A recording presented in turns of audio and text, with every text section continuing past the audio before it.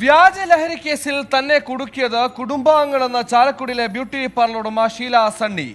മരുമകളും അനുജത്തിയും ചേർന്നാണ് ചതിച്ചതെന്ന് ഷീല സണ്ണി 24-നോട് പറഞ്ഞു. ഷീല സണ്ണിയെ കുടുക്കാൻ എക്സൈസിന് വ്യാജ വിവരം നൽകിയ തൃപ്പൂണിത്തുറ സ്വദേശി നാരായണദാസ് ഹൈക്കോടതിയെ സമീപിച്ചു.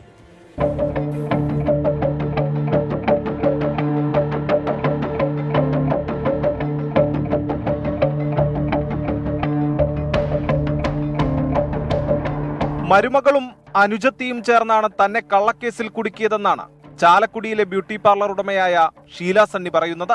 മുൻകൂട്ടി തീരുമാനിച്ച പ്രകാരം വിരുന്നുകാരായെത്തിയാണ് LSD സ്റ്റാമ്പുകൾ വണ്ടിയിലും ബാഗിലും വച്ചതെന്നാണ് ആരോപണം.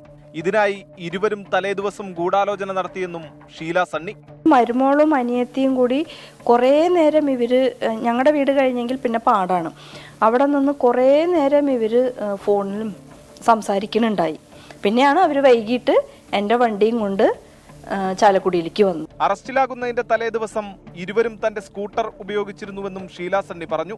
ഈ സ്കൂട്ടറിൽ നിന്നാണ് പിന്നീട് LSD സ്റ്റാമ്പുകൾ കണ്ടെത്തുന്നത്.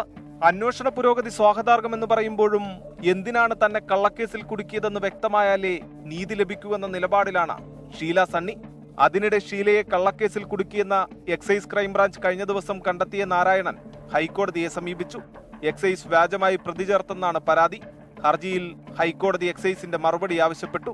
24 തൃശൂർ.